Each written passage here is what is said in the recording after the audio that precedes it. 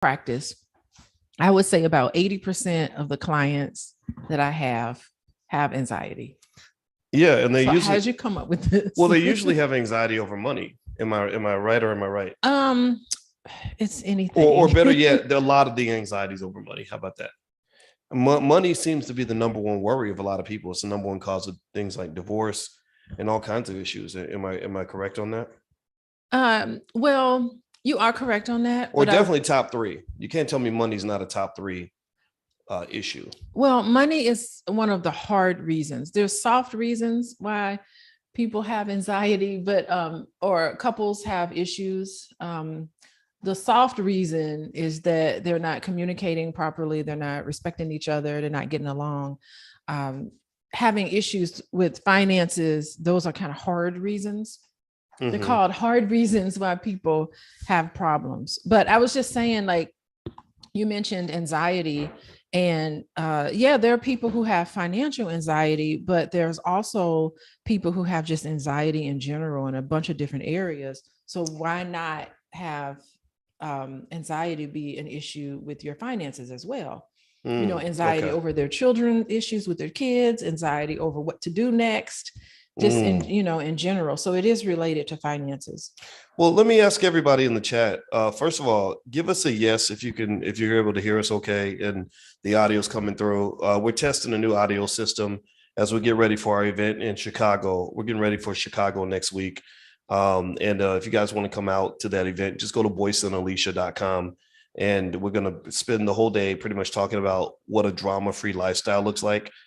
Being drama-free means being trauma-free. And that means addressing your financial trauma, addressing your relationship trauma. It means really doing the work, because I don't know about y'all, but there's a lot of trauma in our community. As we were watching Snowfall last night, we were just like, sheesh. I mean, Black people just go through it. PTSD everywhere. Well, they were going through it for sure. Yeah. And I mean, it's just an accurate reflection. Okay, so I see KJL and Tracy Jefferson and Sandra Frazier all said that they can hear us. Thank you so much. So give me a yes or no. Everybody answer in the chat. Everybody who's listening, they can type on the screen.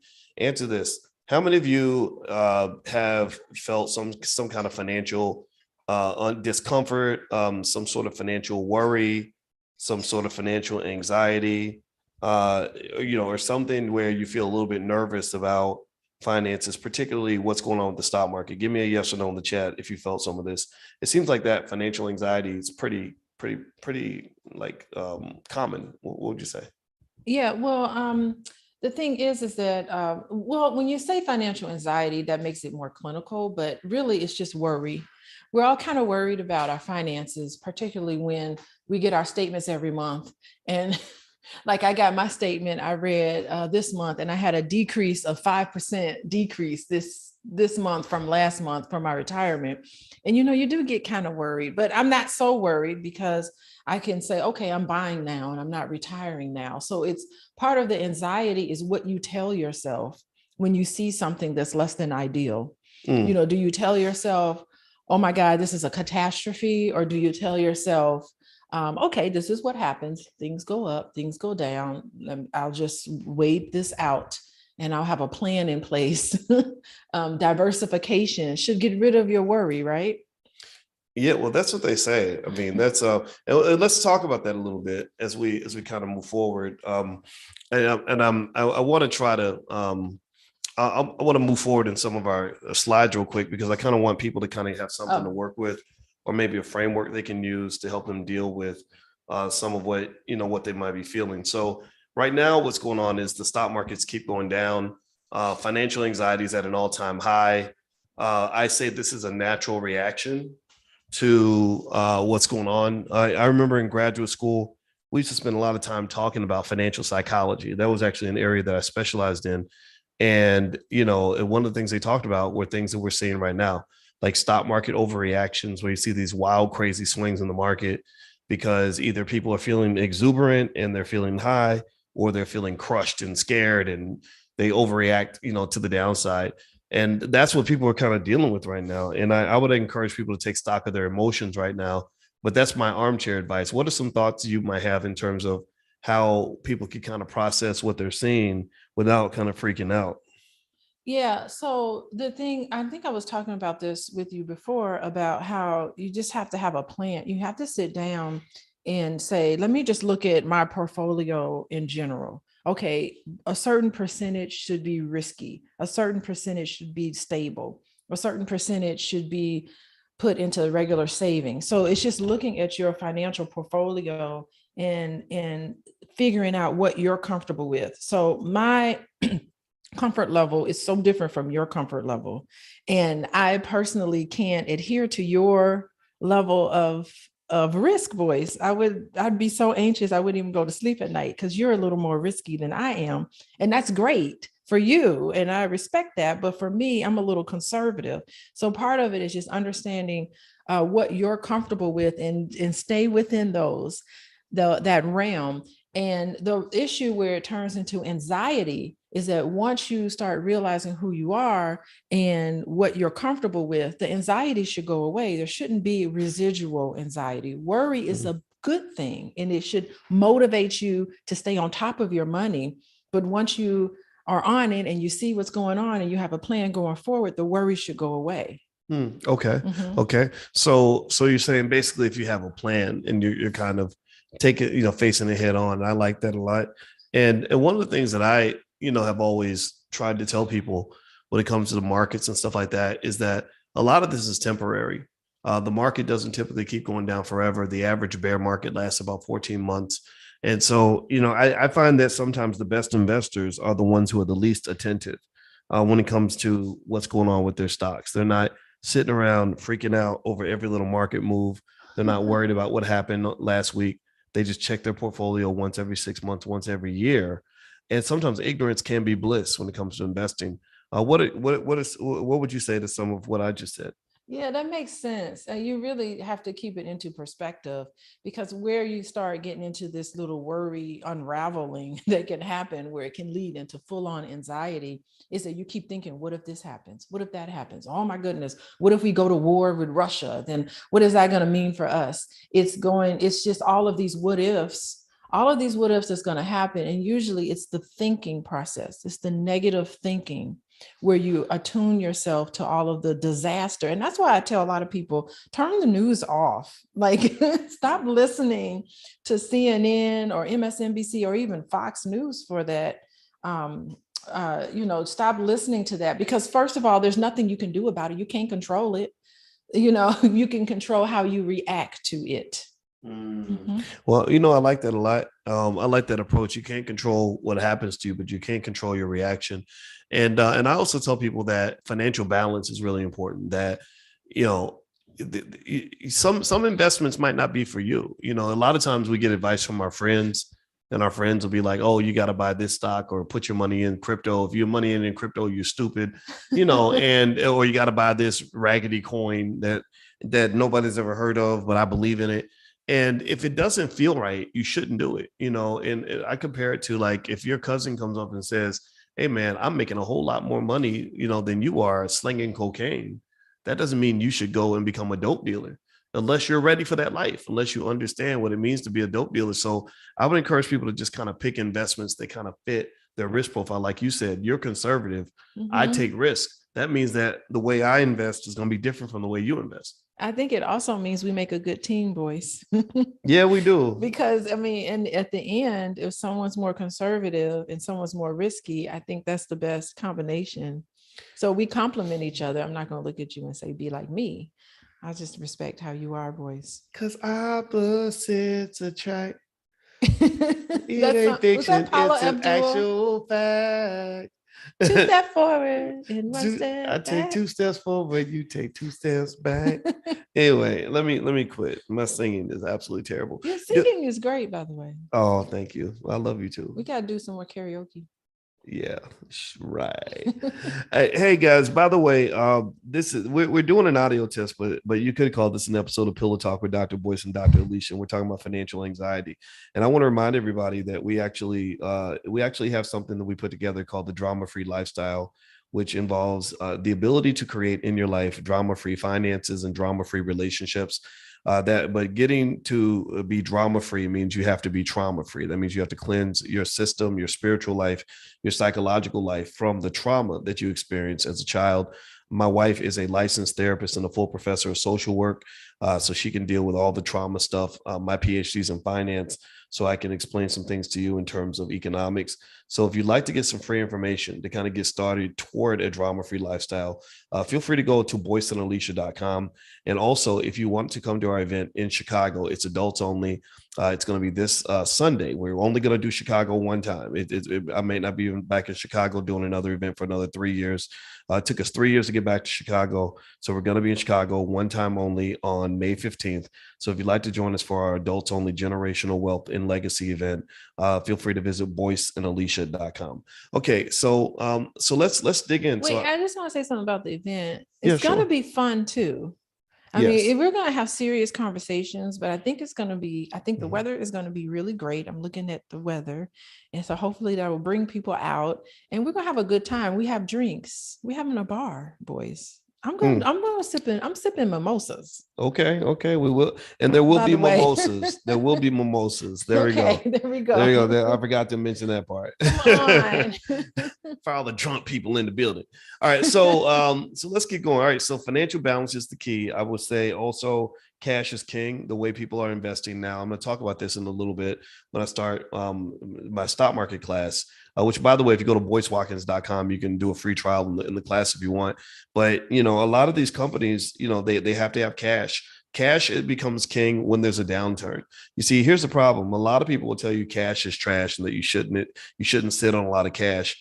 But that's only under the assumption that the economy is doing well. When the economy is doing poorly, the people with the most cash are in a strongly advantageous position because they can buy assets cheap. Also, you may want to find methods to minimize your stress. Keep your stress from kind of going over the top so you don't freak out and lose it, even if it means looking away. And so, Alicia, I'm going to turn it to you. And as I mentioned, a couple of more financial thoughts and tips that people might want to consider. First thing is that consistency is also key. This is actually the best time ever to buy stock. A lot of stocks are very cheap right now. Later on in class, I'm going to talk about specific stocks that I pick for my students that I think everyone may want to look at. And also, Warren Buffett also said, "Be greedy when others are fearful." That means when people are running from the market, that's when you should jump in. Do you have any thoughts based on what I just shared? Yeah, I really like the consistency because that's what makes you feel secure. You have a plan and you have a consistent plan. And for me, that's what I did.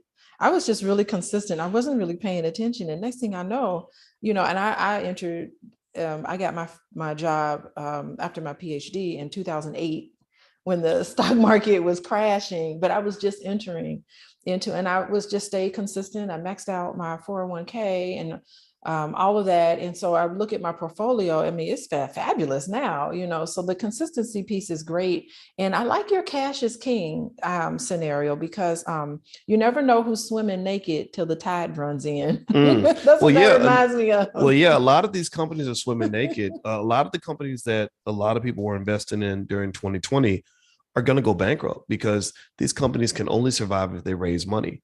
They don't have revenue that is sufficient to fund their expenses. So they were used to just going back to the bank to get, new loans to carry them, Mhm. or raise money through equity. Now you can't do that very well, right? There was a boom with this thing called SPACs, special purpose acquisition companies, where companies could raise billions of dollars pretty quickly because people were ready to throw money at anything. Now that day is gone, So yeah, so be careful. Like watch out for those crazy risky stocks. So let me move to the next thing. I want to mention to something everybody, a free resource. Alicia mentioned earlier that a good way to get ahead financially is to have a plan, or a good way to deal with anxiety. Financial anxiety is to have a plan. Well, I have a $5 a day investing plan where I'm asking every Black family to make what I call the $100,000 pledge. The $100,000 pledge means I want you to pledge that you're going to have $100,000 in liquid assets available for each of your children by the time they're 25 years old. Now, is this hard to do? It does take some discipline, but I can show you a very easy way to do it. You literally can do it especially if you have a young child. All you got to do is invest $5 a day into some sort of index fund, something that tracks the S&P 500, and never sell those assets until that child is 25. So I'm not asking you to do anything miraculous. I'm not asking you to go out and become a rich person. I'm not asking you to go out and find $1,000,000. What I'm asking you to do is invest $5 a day for your child and do not sell the assets that you purchase. So if you'd like to see the $5 a day plan, there's a whole ebook I put together on this topic. It's available on Amazon. It does have a price of $14.99, but you can have the ebook version of the book at blackmoneyminute.com. That is free. You can have that for free. Go to blackmoneyminute.com. If you want a hard copy, you can go to Amazon and find the book on Amazon. So Alicia, as we kind of close out, and I'm going to put our other website address up here as well, if people want to learn about the drama-free lifestyle and things like that and things that you do. Tell me any thoughts that you have sort of closing as we kind of deal with what's going on with the markets and everything else. Yeah, I'm glad you said thoughts, because that's really where anxiety kind of comes from. There's something that happens that's less than ideal, and then all of a sudden you can't get a hold of your thoughts. It just unravels into this negative pit that causes anxiety. And so I do think you should pay attention to what you're thinking. And the negative thinking is something that can cause anxiety, and not only anxiety, but also depression can really put you in a bad mood. Just because if your money ain't right, I can't walk around and feel secure in myself. So I think you should watch your thoughts and try to figure out, okay, who told me that this was going to be a catastrophe just because it didn't go my way? And so being more positive and having affirmations, can put you in a better mood, which can, attract better things to you. So don't let fear cripple you and turn this into some negative sort of spiral, which I see a lot of people do. Well, I'll tell you, I told Tater, our 11-year-old, I told little Tater, I said, we were talking about fear. Yeah. And I said, fear is the worst prison that you will ever be locked up in. Oh my God. That's so true. Yeah. I said, do not allow yourself to be incarcerated by fear. Yeah. Because there's so many people who live with regrets. Mm-hmm. And, I talked to them like, what was it? How were you feeling in that moment that you didn't go for what you knew you should have gone for? And they say, I was afraid. I was afraid of making a wrong decision. I was afraid of doing something. I mean, fear can really cost you a lot of opportunities. It can cost you your happiness and your mental health. So just embrace. If fear is the only thing that's stopping you from doing something, you just got to do it. That's not enough. How brave is it to get married? How brave is it to invest your money and put your money out there? How brave is it? You just have to be brave. Conquer that fear. Yes, absolutely. Well, everybody, thank you all for listening in. And again, if you want, as a thank you for those of you who joined us and allowed us to kind of test out our audio system and hung out with us, we'd like to offer you some free resources at boyceandalicia.com on how to get rid of the drama in your relationships, get rid of the drama in your finances. We're not just two people with opinions on the internet. This is what we do. This is what we're trained in. My PhD is in finance. My wife's PhD is in social work, and she's also a licensed therapist that sees couples on a regular basis.